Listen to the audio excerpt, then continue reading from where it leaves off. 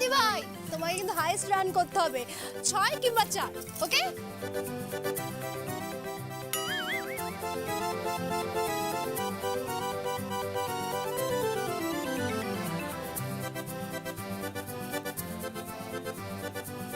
আরে ছোটকা কিছু বলো, এতক্ষণ লাগলে কি করে হবে?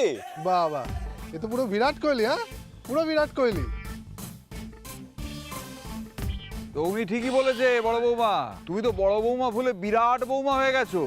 দয়া করে একটু স্থির হয়ে দাঁড়াও, জয়ীকে বল করতে দাও। আরে হ্যাঁ, কতক্ষণ ধরে বড় বৌদি তুমি।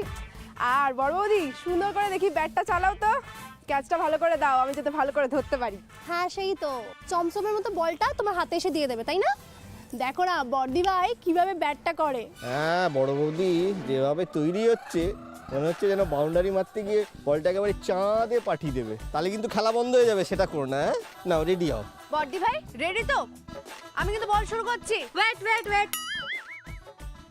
আর ওয়েট করিও না, এমনিতেই মেদিনী কাঁপিয়ে দিচ্ছ, এরপরে ওয়েট করালে তো মানে সে আর বল। আমি ওই ওয়েটের কথা বলিনি, হ্যাঁ? ওয়েট মানে অপেক্ষা। আচ্ছা আচ্ছা, আরে আর কতক্ষণ অপেক্ষা করব বর্দি ভাই? আরে আমিও তো সেটাই বলছি, অপেক্ষা করতে করতে তো অনন্ত কাল চলে গেল, আর কতক্ষণ অপেক্ষা করবো বলো তো? Okay okay okay, no more wait, start, let's start. এইবার দেখবে কিরকম মজাটা হয়।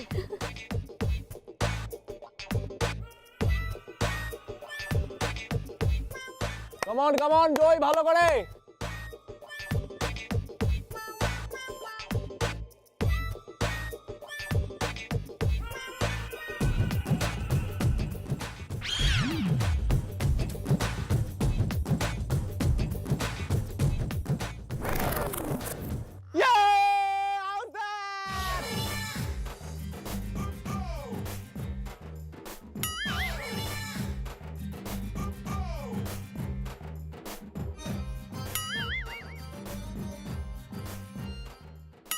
কিসের আউট? হ্যাঁ দেখতে পাচ্ছ না প্লেয়ারটা ইনশিওর হয়েছে, দেখতে পাচ্ছ না? কোনো আউট নয়। আরে কি করছো, কি ছাড়ো। ছোটকা আউট তো। একটুও লাগেনি আমার, নাটক করে যদি নট আউট থাকা যায়। লেগেছে? এই এই জল নিয়ে আয়, আরে জল ঢেলে দে মাথায়, আয় আর নিয়ে আয়, নিয়ে আয়। ঠান্ডাতে মাথায় জল ঢালবে? তা চুপ করো তো তুমি। এই এই, এই, এরকম করলে হবে না, থার্ড আম্পায়ার কল করো ব্যাস। আরে এই রিবু, এখানে কোনো থার্ড আম্পায়ার নেই। থার্ড আম্পায়ার আরে কিছু দরকার নেই, বড় বৌদি তো আউট আউট আউট। আরে ছোটকা তুমি হাতটা তোলো না, বড় বৌদি out. Not out, not out, not out. আরে আম্পায়ারটাকে ওনা আমি বলছি। আরে নট আউট, প্লেয়ার ইনজিওর্ড হয়েছে, লেগেছে না বর্দি ভাই? আরে লাগলে ওটা কিছু করার নেই। না না করার আছে, নট আউট, নট আউট। আম্পায়ারের আঙুল ধরে টানাটানি করে ব্যাটসম্যান কোনোদিন সময় গেছে? আরে আমার লাগছে, আমার আঙুল ভেঙে যাবে। Not out, not out, not out. এমন একটা জমজমাট আনন্দের দিনই তো চেয়েছিলাম আমি, সবার জন্য, আমার জন্য।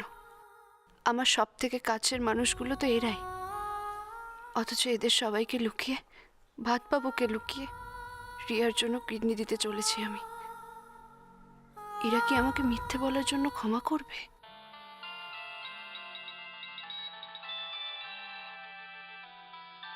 ডক্টর রয়ের ফোন, কথা বলতে হবে আমায়।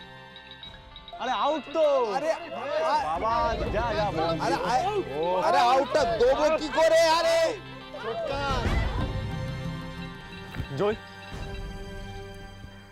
কি ব্যাপার বলো তো? তুমি পিকনিকে হঠাৎ ফোন নিয়ে এসেছো? না মানে আমি হাজারবার বলা সত্ত্বেও তো তুমি ভুলে যাও, কোথাও ফোন নিয়ে যাও না। ইনফ্যাক্ট সব জায়গায় আমার নাম্বারটা দাও, তোমার নিজের নাম্বারটা দাও না। তাই বললাম আর কি। না এনে উপায় ছিল না বাবু, ডক্টর রয়ের সঙ্গে ফোনে কথা বলা দরকার আমার। কি হলো জয়? হ্যাঁ যা বাবা, তোমার বকুনি খেয়েই তো আমি মোবাইলটা নিয়ে এলাম, এখন তুমি উল্টো কথা বলছো। না সচরাচর তুমি তো ফোন নিয়ে বেরো না, পিকনিকে এলে ফোন নিয়ে, তাই আমি একটু আশ্চর্য লাগছে। যাই হোক, এখন আমার অনেক কিছুই আশ্চর্য লাগছে। আমি খুব ভালো করে জানি যে এই বাড়িতে যাই হয় তোমার উৎসাহ সব থেকে বেশি থাকে, কিন্তু আজকের উৎসাহটা একটু বেশিই লাগছে। কেন? দেখো তোমাকে আমি এখনো বলছি, যদি কিছু ঘটে থাকে প্লিজ আমাকে বলো, প্লিজ জয়। কিচ্ছু হয়নি বাবু, মামা ফোন করেছে, আমি কথা বলে এক্ষুনি আসছি।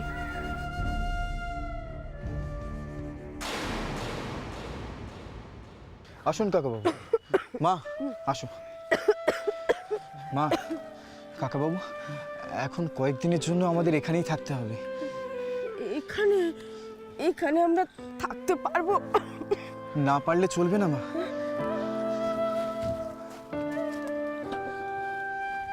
এত শর্ট নোটিসে তো কোনো বাড়ি ভাড়াও পাওয়া যাবে না। আর তাছাড়া আমাদের এমন কোথাও থাকতে হবে যেখানে ধরা পড়ার ভয় নেই। আমি জানি মা, এই শীতে তোমাদের দুজনেরই খুব কষ্ট হবে, কিন্তু আমি কি করব বলো তো? আমার তো কোনো কিছু করার নেই। আমার মেয়ের বাড়ি যাবে যাবে আমার সাথে আমার মেয়ের বাড়ি যাবে। আমার মেয়ের অনেক বড় বাড়ি, অনেক জায়গা আছে। ওখানে গেলে আমাদের খাওয়া পড়ার কোনো অভাব থাকবে না, খেতে দেবে, আমাদের পেট ভরে খেতে দেবে। চলো চলো চলো চলো আমার মেয়ের বাড়ি চলো, আমার সাথে চলো। দাঁড়ান কাকাবাবু, দাঁড়ান। দাঁড়াবো কেন, কি হয়েছে? আপনি কি ভুলে গেছেন ওই রাক্ষসটা আপনার মেয়ের কাছেই আছে?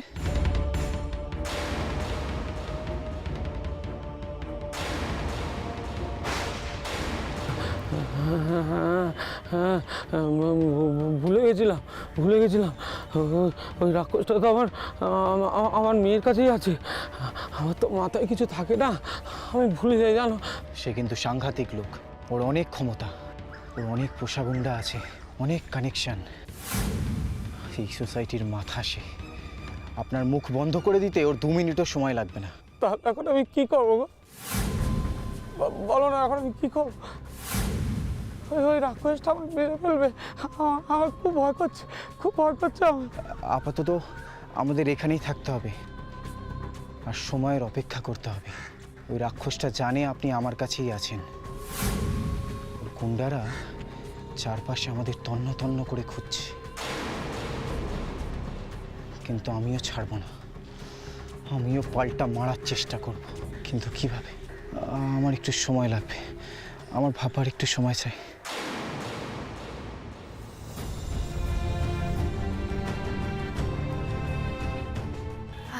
হ্যাঁ ডাক্তারবাবু, বলুন কেন ফোন করেছে? দেখুন, রীতা চক্রবর্তীর ভূমিকায় অভিনয় করার জন্য একজন মহিলাকে পাওয়া গেছে। পাওয়া গেছে? Thank you so much. হ্যাঁ, আমি তাকে বুঝিয়ে বলেছি যে কেন ডোনার তার আসল পরিচয় লুকোতে চায়, কিন্তু দেখুন, ডক্টর হিসেবে এই কাজটা করা আমার কিন্তু মোটেই উচিত হচ্ছে না।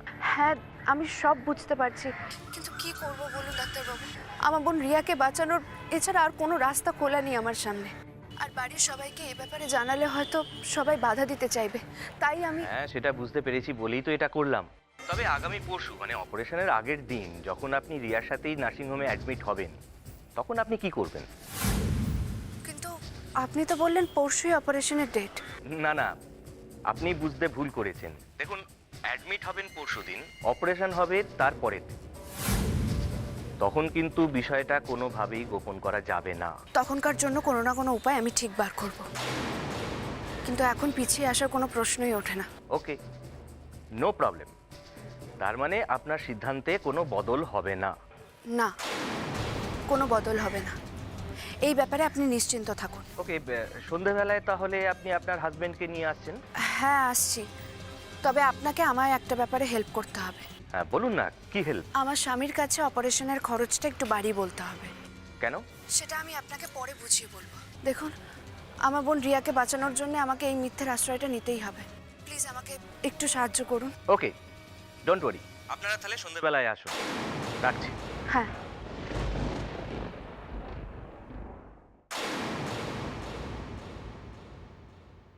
আপনি নিশ্চিন্তে থাকতে পারেন মিস্টার ব্যানার্জি। জয়ী দাশগুপ্ত বাড়ির সবাইকে লুকিয়েই সবটা করছে, আর লাস্ট মোমেন্টে ব্যাকআউটও করবে না।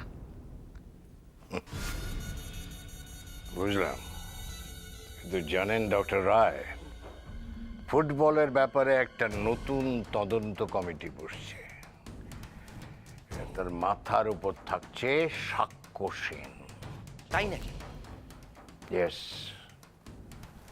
আমার কাজে যাতে স্বচ্ছতা থাকে তার জন্য আমার মাথার উপর একটা লোক বসাতে চাইছে। কি বলছেন কি? অডাসিটিটা একবার ভাবুন, কি অডাসিটি! না, সেটাও আমি সামনে নেব, আগে জয়কে ফুটবল থেকে সরাই। এমনিতে তো ওই বোন, বাবা আর কিডনি নিয়ে এমন ঘেঁটে আছে, তদন্ত কমিটির ব্যাপারেও মাথা ঘামাবে না। তারপর একবার অপারেশনটা হয়ে গেলে মেয়েটা শরীরে মনে এমন অবস্থায় পৌঁছবে না, এমন অবস্থা ওর হবে যে ফুটবলের ছায়া পর্যন্ত বাড়াবে না। তারপর সাক্ষ্য সেন, তোমাকে আমি দেখে নেব। মুশকিলটা কি জানেন? আপনার মতন যদি সাক্ষ্য সেনকে কিনে নিতে পারতাম তাহলে কোনো প্রবলেমই হতো না। লোকটা বড্ড গোয়ার, কিছুতেই নিজেকে বেচবে না। আর এমন একটা ইমেজ করে রেখেছে কেউ স্পর্ধাও দেখাবে না ওকে কিনবার। সাক্ষ্য সেন, তুমি ভুলে যেও না, তুমি যদি হও বুনো ওল, তাহলে এই বিবিও বাঘা তেঁতুল।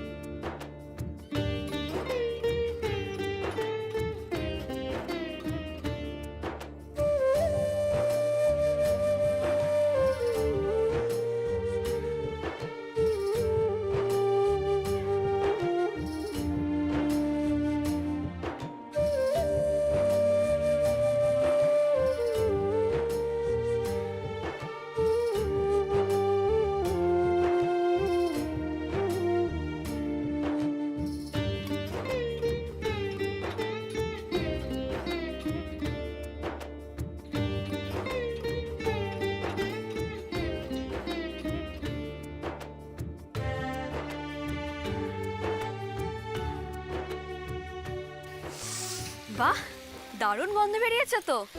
হ্যাঁ রে জয়, এখানে এসেও তুই গিন্নিদের মতো রান্না করতে শুরু করে দিলি? তোকে বললাম একজন ঠাকুর নিয়ে আসি, কোথায় আমাদের সাথে হই হই করবি তা না, এখানে এসে রান্না বান্না কাজের মধ্যে লেগে গেলি। না মিস্ত্রি ভাই, আমি বাড়ির সবাইকে নিজের হাতে রান্না করে খাওয়াতে চেয়েছিলাম, তার জন্যেই আমি ঠাকুর আনতে দিই। তাছাড়া বাড়িতে থাকলে তুমি সব দায়িত্ব নিজের ঘাড়ে নিয়ে নাও। আবার কবে সবার জন্য এভাবে রান্না করতে পারবো, সবাই একসঙ্গে বসে খেতে পারবো, কে জানে। কবে আবার রান্না করতে পারবি মানে কি রে? তুই কোথাও যাচ্ছিস নাকি? না না, কোথায় আর যাবো, এমনি বললাম। হ্যাঁ সত্যিই তো, তুই আবার কোথায় যাবি? তুই তো এখন আমার ছোট ঠাকুরপোর সাথে সুন্দর করে সংসার করবি। খেলায় এত নাম করেছিস, এরপর আরো নাম করবি। আর তারপর তোদের জীবনে একটা ছোট্ট জয় বা একটা ছোট্ট রিভু আসবে।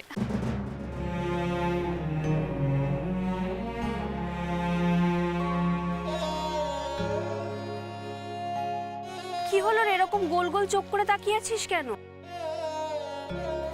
ও, আমি সন্তানের কথা বললাম সেজন্য না, তুই খেলার কথা ভাবছিস তাই তো? আর এরকম তো কত মহিলা খেলোয়াড় আছে যারা বছর খানেকের গ্যাপ নেয়, তারপর সন্তানের জন্ম দেয়, তারপর আবার খেলায় ফিরে আসে। তুইও তাই করবি? আরে বল না, ওই যে মহিলা বক্সার বিশ্ব চ্যাম্পিয়ন রে, তিনিও তো ছেলে মেয়ের মা। তারপর টেনিস খেলোয়াড়, ওরা সবাই তো সন্তানের জন্ম দিয়েছে, তারপর আবার খেলায় ফিরে গেছে। তুইও তাই করবি? আর তাছাড়া জয়, আমি তোকে এক্ষুনি সন্তানের কথা ভাবতে বলছি না, কিন্তু দেখ, একদিন না একদিন তো তোকে সন্তানের জন্ম দিতেই হবে, তাই না? মা হবার ইচ্ছে তো সব মেয়েরই থাকে মিস্তি ভাই, কিন্তু আমি জানি না কিডনি দেওয়ার পর আমার শরীরের অবস্থা কেমন হবে, আদৌ আমি কোনোদিন মা হতে পারবো কিনা।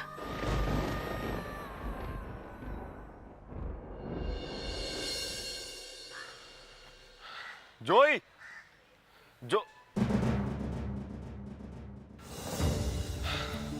জয় তুমি এখানে? আর আমি তোমাকে চারিপাশে খুঁজে বেড়াচ্ছি, কি ব্যাপার বলো তো? মুখটা এমন কালো হয়ে আছে কেন? কই না তো। দেখো আমি তোমার জন্য কি এনেছি। কি? হাত পা তো দিচ্ছি।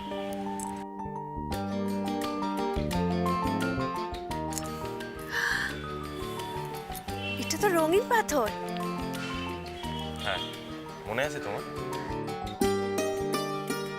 দিদি, তোর একবার হাতটা পাততো। সুন্দর না? আমি জানি তুই রঙিন পাথর কতটা ভালোবাসিস। কোমল দিঘিতে থাকাকালীন আমি রঙিন পাথর খুব ভালোবাসতাম, অনেক জমাতাম।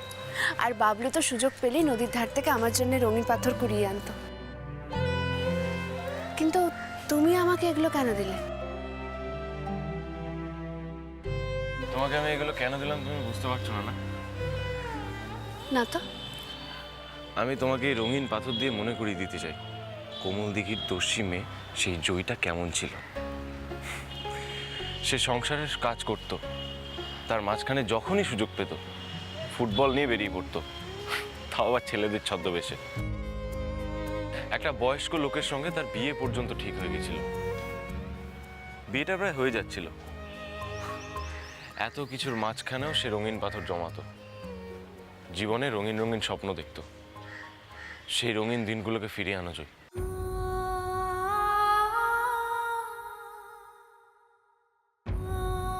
সেই মেয়েটা আর ফিরবে কি করে ভাতবাবু? সেই মেয়ে আর এই জয়ের মধ্যে অনেক পার্থক্য। কি হলো জয়, কিছু বলছো না যে? তুমি আমাকে কথা দাও, কথা দাও এই রহস্যময়ী চুপ করে থাকা জয়ীর বদলে তুমি আমাকে আমার পুরনো জয় ফিরিয়ে দেবে। প্রমিস কর।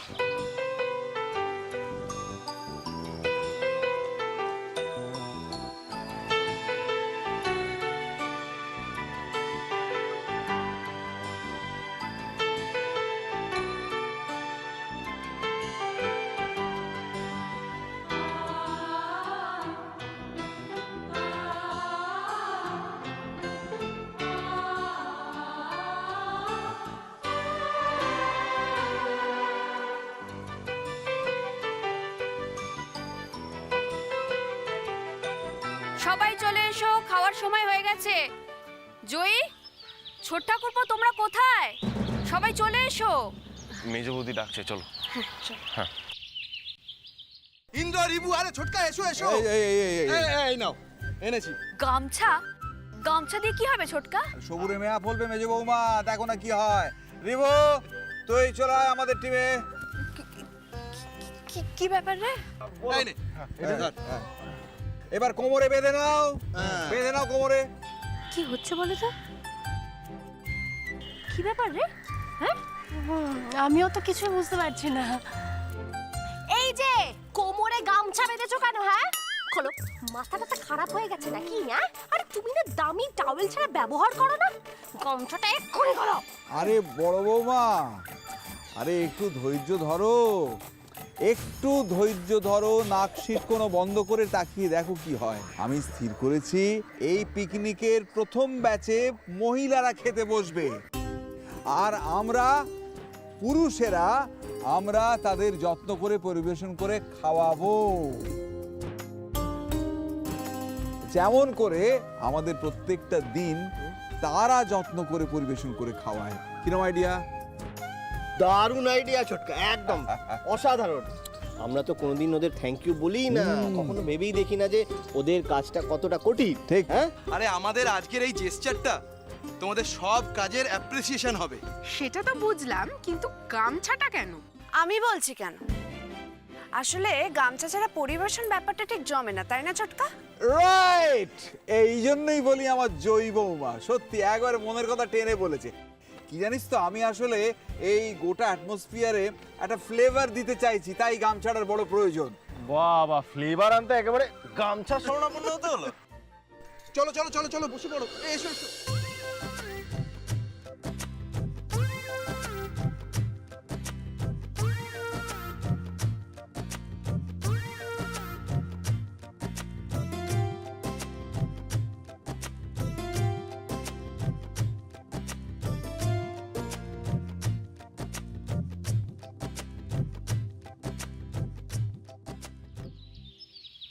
ছোটকা, সবই তো হলো, তুমি তো শুধু দাঁড়িয়ে দাঁড়িয়ে ইনস্ট্রাকশন দিচ্ছ, নিজে তো কিছুই করছো না। আরে দাঁড়াও দাঁড়াও, ধৈর্যং ধরো ধৈর্যং ধরো।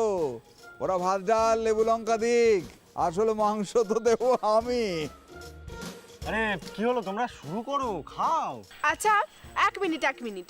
যখন এত কিছু হচ্ছে তখন আর একটা জিনিসও হতেই হবে। আবার কি হবে?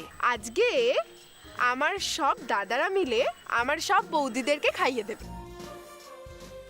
হ্যাঁ, এটা তো ফাটাফাটি আইডিয়া, চলো তাহলে শুরু হয়ে যাক। বেশ, তাই হবে তাহলে। পরিবেশকরা তোমরা যে যার বইয়ের সামনে বসে যাও, বসে খাওয়াও।